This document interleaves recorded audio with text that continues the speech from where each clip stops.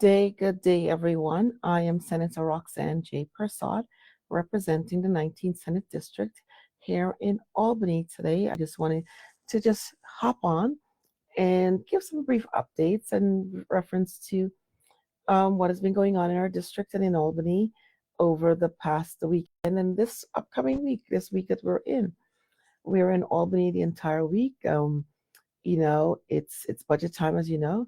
We have released the Senate, they've released the one house budget proposals that was released last evening. So we are reviewing that, and then we'll be voting this week on that one house budget proposal. Both the Assembly and the Senate has to vote on the one house budget proposals, and then the full negotiations begin with the governor, so that we can finalize a budget that's due on April 1st. So that's just one quick thing I wanted to let everybody know. So if you want to go through that huge dome of information, you can do so to see what proposals are there in that budget proposal. So what are we doing this week? Today I participated in our Children and Families Committee the meeting this morning, and I had two bills on that agenda. Um, One about prohibiting discrimination against individual or perceived statuses of domestic violence and victims of domestic violence, and then the other one relates to the cost of diapers, giving an allowance. Those are two bills that we've introduced a number of years now and have been working to get it passed. We're hoping that this year those bills will make it through both the Senate and the Assembly. Um, I'm also sponsoring. Yesterday was a huge day here. I sponsored the Anti-Hunger Advocacy Day and the Human Services Council Advocacy Day. I sponsored both of those. Those are things that fall under the Social Services Committee, and I'm always pleased to participate and to work with those agencies to make sure we're highlighting the needs that they have.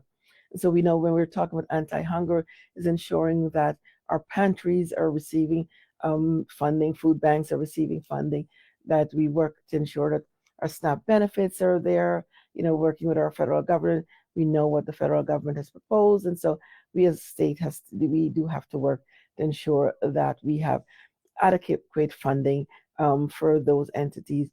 And then the human services end, yesterday we were talking about the cost of living increase, the adjustment, or what is now called the TII, the targeted inflationary increase for human service workers. And so we talk about that human service sector because that's a very important sector that people don't often think about when they're talking about their needs. And these are people who really take care of our most vulnerable population. And so we want to make sure that they're paid the wages that they should, and that they get the increases like everyone else should. So that was yesterday, Monday, that we did that. And then I did a recording, a podcast with Michelle Jackson, who is from the Human Services Council. And I think on Wednesday, I'll be doing another podcast with the National Organization for Rare Disorders, or NORD. I had sponsored their rare disease legislation and their rare disease resolution on the Senate floor. And so we're going to be having those conversations. You want to see a repeat of the recording of the conversations, you can just go on our Senate page or our social media pages and just click on the videos, and you will be able to hear the conversations. They're short conversations, so it's not going to take more than half an hour of your time.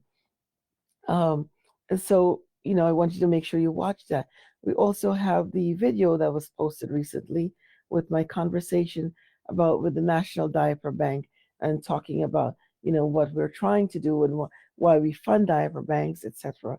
So I want you to make sure you are viewing those. We're partnering also there, this weekend, what is today? Today's the 10th, actually tomorrow the 11th, the Fostering Youth Success Alliance is going to be here partnering with the Black, Puerto Rican, Hispanic, and Asian Legislative Caucus to host the New York State Foster Youth Shadow Day. And so that's the day when, I'll have a foster youth who will be shadowing me, walking around, seeing what I do, going to meetings, sitting in, listening to what we're doing, going to different things. And so it's a really good day that, my colleagues and I in the Senate and the Assembly, we try to participate in that so that the youth who are coming up, some maybe from my district or not, will be able to see and hear and understand what we do as legislators. And so that's tomorrow. So we're looking forward to that. So I want to touch on something. I was happy today that members were here as they're here advocating for various organizations and um, needs across my district. I had someone here who was talking about the needs of the Canarsie High campus. I was happy to tell them that I just had a conversation with one of the principals from that campus last Friday talking about their needs, and I also gotten information from someone who is part of the school's body who talked about some of the needs within that campus. I want to remind everyone who, the nearly 80 public schools across my district and the 141 schools in general across Senate District 19, that, it's always great that you send us information so we know what's going on in your schools, what the needs are, and then we see how we can work with you and work with the New York City government, the Department of Education, etc., to see, how can we assist you and if we can assist you based on that. If you don't come to us, then we don't know. I go to the schools and I see what issues are there, and that's why I love to go visit all of the schools across the district. But I want to make sure that you remember to send us your information so that you're advocating for the needs of your particular school. And so I want to, as I talk about the Canarsie High campus, I want to touch on some things that within the district.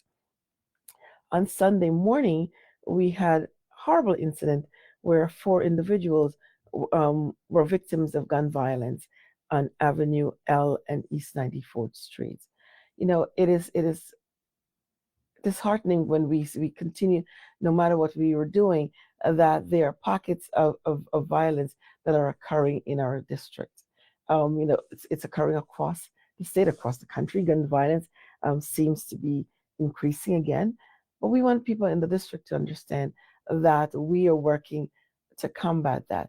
We want to eradicate the scourge of gun violence in our district. And so, we, for a number of years now, we have partnered with organizations who are willing to work with us and who are understanding that it's not just about their organization, it's about the community. And so we work with them to give funding so that they can do the outreach in the district and engage with folks in the district. The individuals who were shot were not by no means teenagers. These were grown adults who, and the NYPD is investigating. I've had the conversation with the commander and community affairs. They send us information. I've reached out. We've had the conversation. And so their investigation is ongoing. So I'm not going to share what their investigation is about. But I want people in the district to know that we take issues of gun violence seriously. Myself, my colleagues in the Assembly Member Williams, Assembly Member Monique Chandler Waterman, even Council Member Farah Lewis, who's in that district. We have these conversations, and we all know that these are things that we have to make sure we keep in the forefront when we're having conversations. So don't be disheartened and think that there's nothing being done. We're always having conversations about what do we need to do to curb the gun violence in our community. Not just gun violence, curb crime in our communities. And we've come a long way, but there's still, every so often, it rears its ugly head, and we have to make sure we are fighting back and making sure people understand that collectively we'll get a lot more done than as individuals. And so, hence, we support the organizations who are willing to work with us. When we give the funding to them, we give funding. I've been giving funding to ensure that there are things for our youth to do. We've been giving funding to the NYPD Explorers, I do across my district, and I have 7 precincts and PSAs across my district that I ensure that I give funding to, so to engage the young people in our district. We give funding to We've given funding to the clergy council to ensure that they're engaging in our youth and they're working to combat violence in our community. We've given funding to the precinct council to ensure also that they're doing things in the community, and we've given funding to in my part. And for when we talk specifically about in the Canarsie end of the district, we've given funding to many of the gun violence prevention organizations, but particularly to cover, we brought them into Canarsie, East Flatbush Village, and now there are other component enough that they're located on East 80th Street, just off of Flatlands Avenue. So we're working with organizations to ensure that we are trying to combat violence across our communities. Um, no matter what you do, there are always going to be people who are just going to do things that are contrary to what we're aiming for, to make sure our community is a positive place to be, a positive place to live, to work, to go to school, to worship, to do all the great things that we all endeavor to do in our communities. So I want to make sure everyone understands that. The 4 people, my heart goes out to the those victims. As I said, I've had the conversations with NYPD, I had the commander and the community affairs at 6-9, and so we are looking to making sure we're continuing those conversations, and then it's about the community being vigilant, understanding. Sometimes when we talk about things, there are people who think that, oh, we want to criminalize people because, oh, they were just hanging out but no, you have to see what is going on. We had a conversation not too long ago about the youth who are disrupting businesses, particularly, businesses that close their doors during the when school is let out at 2 p.m. Because of the things that the youth are doing. And so hence we continue to support the organizations in the district who are willing to work with the youth to make sure we're curbing gun violence. We're curbing just any kind of violence in the community. We want the kids to have fun, yes, but we want them to understand that actions have consequences, and that we will not tolerate their some of the behaviors that they're engaging in. It is not acceptable, and we will continue to push back against that. And it's on all levels, because if we don't let the youth understand, or let people in general understand that certain things are unacceptable, they'll continue to do it, and then others will say, "Well, you're not doing anything." So we want to make sure everyone understands that yes, we are active, we are very proactive in the things that we're doing to combat the violence in our community. So again, myself, Assemblymember Williams, and Assemblymember Monique Chandler Waterman, we are continuing to fight. And also my colleague, Assemblymember Nikki Lucas, who also is part of our district. These are all people whose districts are all part of the Senate district. And so we will continue to collectively work to combat the violence that we see every now and again spiking its head. We've had issues across the district. We've had some issues in East New York and Brownsville. We've had issues, and we're all working to make sure we combat that. On last week, we had the 4-year-old kid who was run down in front of Brookdale Hospital, One Brooklyn Health. He ran into the street, and some person, who doesn't seem to have a heart, ran over this kid and just left the scene of the crime, and left the family grieving, left a 4-year-old kid dead. And so we want to ensure that if someone has information, make sure you're sharing it with the authorities so they know. And then right after that, I know yesterday morning, I think it was, we had another accident where someone was hit by an SUV at the corner of Rockaway and Linden. And so we want to make sure people understand you're driving the streets. You have to be conscious of what you're doing. People too often, I'll be driving and I'll see people, they're on their phones. They're texting, their head is down, and then they look up. You have got to stop that. There is nothing that's that important that you have to be on your cell phone texting or having a conversation while you're driving. If you have hands-free phone in your cars, yeah, then you can listen, you can have the conversation. But you cannot be texting, have your phone in your hand and texting and driving. Whatever you happens, you are fully responsible and the law needs to come after you. There is absolutely no tolerance on my part for someone who thinks it is okay for distracted driving. It's not okay. It's not okay. Remember, when you took the life of a 4-year-old child and you just left. You didn't care. There's nothing that you can say or do that can say that was okay. So to everyone who drives distracted, remember your actions have consequences. And so we do not want other people, another family to be going through what this mother has to go through, the death of her 4-year-old son. Remember, put the phone down. It is not that important. If you need to make a phone call, the next possible time that you can pull over in a safe spot and use your phone, then do so. But do not be driving distracted. Actions have consequences. And so we will ensure, people complain and say, you have speed cameras, you have this, but because of people's actions, that's why these things had to be in place. So that's my thing for today on that. I want to talk about, last Monday we hosted our informative webinar about International Women's Day. To all of you, if you didn't see our video or you didn't see our messages, I hope you had a very great International Women's Day where we talk about women and the strides that women have made. And we want to make sure we continue to uplift women. Women need to continue uplifting each other. So thank you for joining us on that. If you missed the recording, then we need you to just go online and view it and see some of the dynamic women who were on that webinar that we hosted.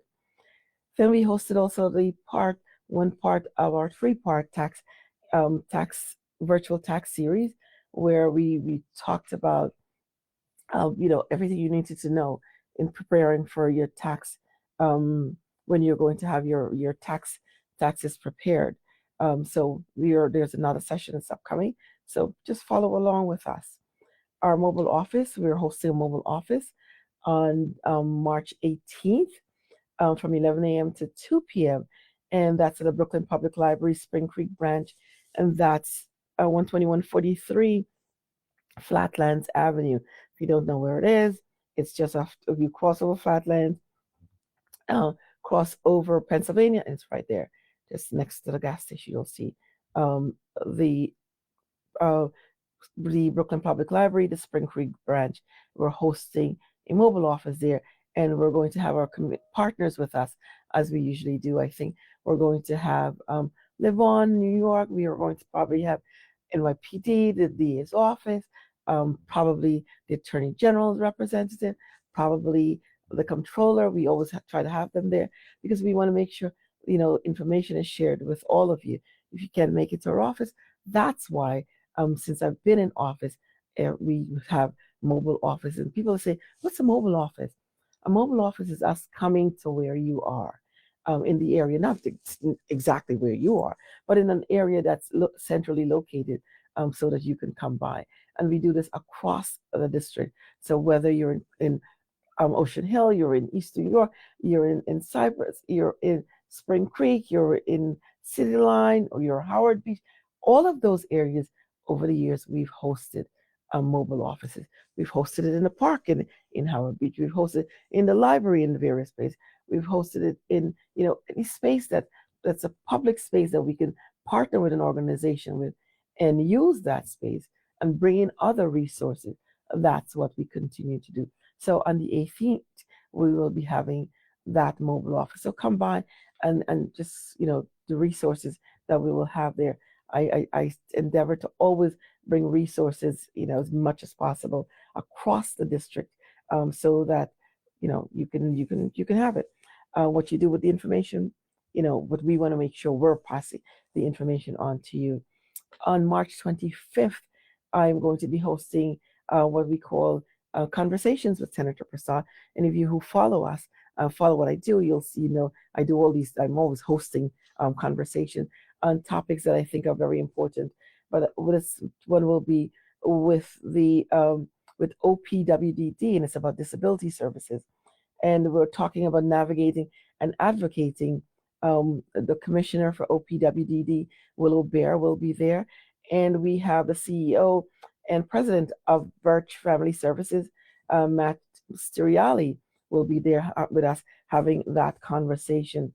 So we'll be providing valuable information on accessing services, understanding support in general. You can join us there. There's a Zoom link that you can come in, or you join us on Facebook Live and just put your questions there. We're not going to be answering or giving individual information, but it's general. But we'll give you information on how to follow up if you have a specific question that we think we can do.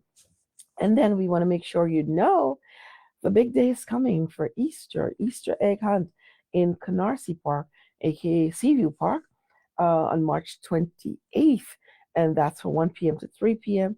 The Easter egg hunt will actually start about 2:15, 2:30. There are other activities that will be ongoing, and other goodies that we'll be giving out. But the actual Easter egg hunt, and you want to be there in time for it, because we'll close off and when we're going to start the Easter egg hunt, and we want your children to be able to come and have fun, take pictures with the Easter bunnies, etc., but have fun. And this is for children ages 3 to 13 years of age, and we separate the groups of students. Go online and you register to participate in the Easter egg hunt. And again, we're going to start the actual Easter egg hunt about 2:15 or so. So we want you to be there. We always have hundreds of kids who come into the park. It's always a fun time, and we have other community partners who will come to do giveaways also. See the either on our Facebook page or our Senate page to do the registration, and so we want to have fun. We plant in the park each year, and we keep adding to it. Over 5,000 eggs, filled with candy and toys, and then we give the kids goodie bags also, because we have to do things that the top of the line. We don't skimp on things, and it's not we do things like the way we have to do things. So I want to see you bringing your kids out on the 28th. And an oath will be in our office. And if you don't know, oath is from the city's office of trials and hearings. So if you've had an issue with the city and you want to speak with them, this is the agency that you'll speak with. They'll be in our office on March 31st. That's the new date because it had to have been rescheduled. So we want you to come by. We had to reschedule, due to those snowstorms that seem to not be going away. And so March 31st in our district office. So please be there. Just call the office if you need information, but they'll be there. No appointment is necessary. Just remember, it's as first come, first serve, and that's how they will be working it. It's always a successful event. We have many people who come to speak with oath while they're in our office and just get some things rectified. And so you don't have to go into the city or into Manhattan or to Long Island City or for the oath office. You come right here to our district office and they will be there. And we've been doing this for a number of years. None of these things that I'm talking about are things that are new. We have been doing this for many years now, and we continue to offer these services. I just want to remind everyone that we are now accepting nominations for New York State Senate Education Recognition Program. And this program honors outstanding educators who demonstrate exceptional dedication to student success, and they're innovative in their teaching and their leadership within their schools and communities. And every senator is doing this because it's a Senate initiative. We usually do something also, but the Senate is taking it on as a larger project. And so one teacher from every school across the district. And so the administrator, please someone nominate a teacher from your school so that they can receive this award from the state Senate. The deadline for nominations is March 31st. The link is on our Senate page. It's on our social media page. If you get our weekly e-newsletter, the link is in that newsletter. Our newsletter again has a lot of information. We put information in there. I tend to try to share as much information as possible. Whether there's a job fair, whether there's a prom giveaway, talking about prom giveaway.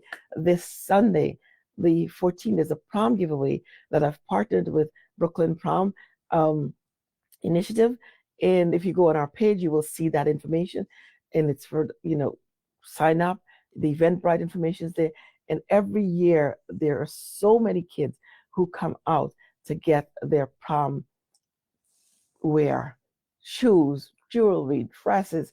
The guys got their suits and their ties, and it's everything, all the accessories.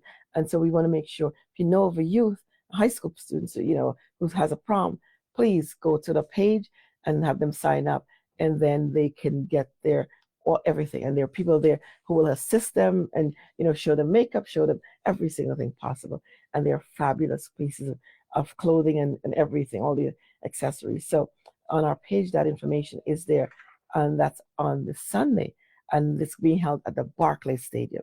So please, please, please, we want to see you there. We want to see our youth looking fabulous for their prom, and so let them sign up. Listen, we never run out of clothing there. There are so many beautiful gowns, there's gorgeous suits and everything. So we want to make sure you do that. So finally, I want to remind you it's tax season. I've said that before, but we want to tell you we still have slots available for our free tax prep. If you go on our page, you'll see the link there, and it will show you the dates and times that the tax prep is open. It's amazing. We've done Sunday session, a Saturday session, and those slots are always all filled. People are coming in. We've been doing this for a number of years. Again, as I've said about all these things, these are not new initiatives that we're doing. We've been doing this for a number of years, and so we continue to bring these resources to you. Everybody, you sign up. Your taxes are prepared by professionals. It's all free to you, so we want you to get it done. So, again, this was just my weekly update from here in Albany. You see, I'm here in Albany. Anyone who is here, there's lots of things going on, and we want to ensure, continue to invite you to come and visit us in Albany. Sometimes you come to the office. I'm not there because we're running all the different places. It's budget time, especially now. But my staff is always here, and all of you know my very professional and capable staff here in Albany meets with you.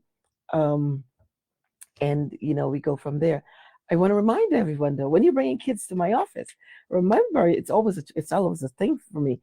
I love doing it, and the kids who come now, they make it into a game sometimes. We talk to them, we'll ask them like, so who's your senator? Where do you live? Do you know who your assembly member is? And then we get them. They're like, okay. And so just make sure your students are prepped. So because we do that to make sure we see how much they know. And then we'll ask them things about the district. If they're living in my district, and I'll ask them something about the district. Like, oh, have you ever come to one of our events? Do you know of our events? Do you know how to contact us? Do you know where, do you know where my office is? It was interesting that I do that all the time.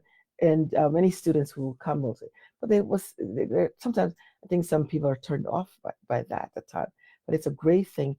The adults, I do ask them too. So, who's your senator? Wait, do you know who your senator is? Have you ever reached out to your senator? Do you know how to contact your senator?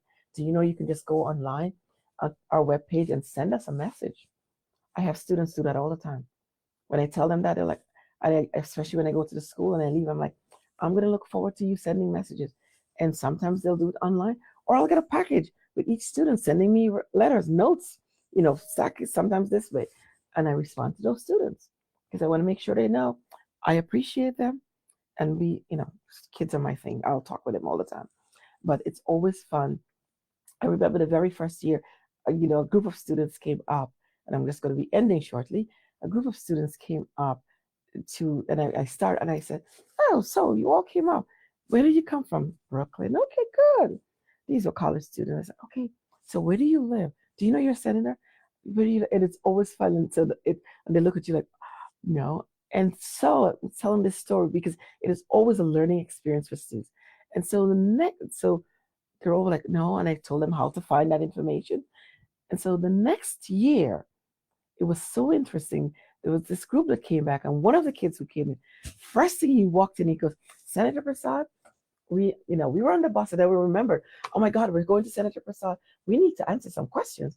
He said, and we looked it up, and each of them knew who their representative was, and I was so proud of them.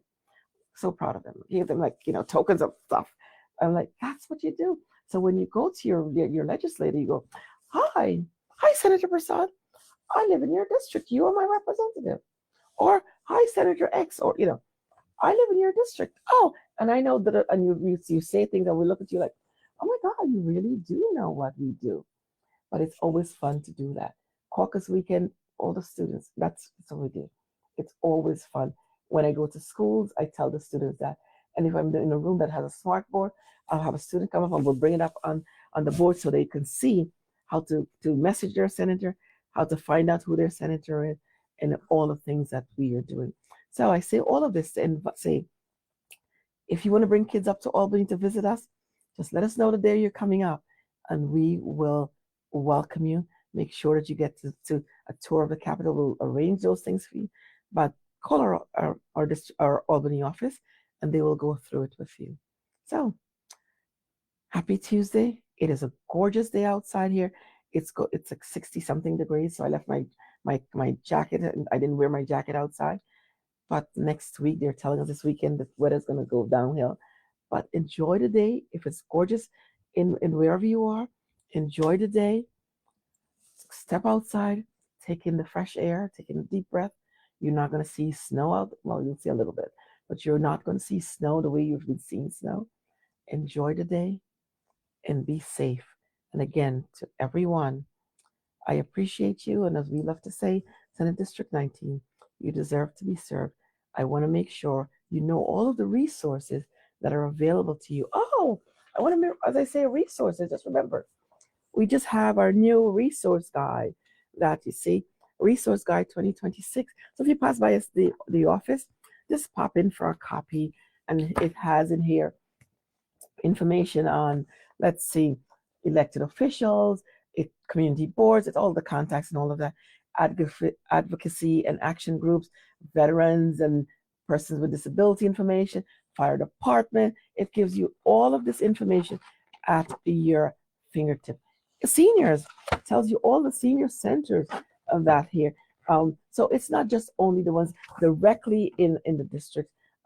We've given you places that are adjacent to the district. It's like outside of the district, and the same thing with elected officials.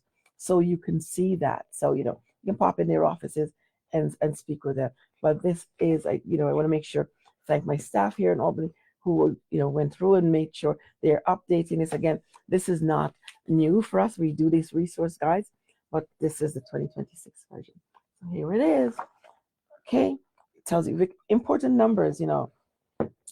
Let's see, important numbers, victim services.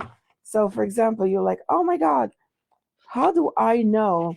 How do I contact the let's see who? How do I contact Medicare hotline? How do I contact Social Security Administration? For seniors, the EPIC prescription plan. How do I do that? All of these things we give you. Healthcare fraud hotline, the IRS. All of these are numbers we give you. And then we give you a page here. Many of you may have gotten these things from us before, where we keep your personal information handy so that when you're going to the doctor or you just have it in your nightstand at home, something happens and people need to know in case of emergency, all these things, what medication are you on, who's your doctor, all that, it's handy, and you just walk with this. You just always have this. You update the information. And so if you want to go to 1222 East 96th Street and say, may I have a copy of the Resource Guide 2026? Here it is. You can have a copy. We also have these posters that we're giving out that's saying that just trying to discourage people from pestering you and saying, my house is not for sale. So go to 1222 East 96th Street. We're open Monday through Thursday, 9 a.m. to 5 p.m. and on Fridays, 9 a.m. to 1 p.m. Get your resource guide. There are lots of other pamphlets we're going to give you.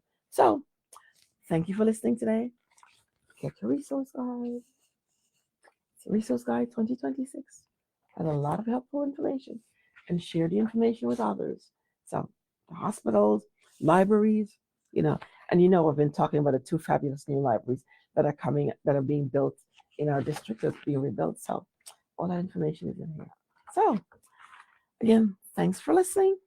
I am Senator Roxanne Persaud saying have a great day from Albany. Bye bye, everyone. Thank you for listening.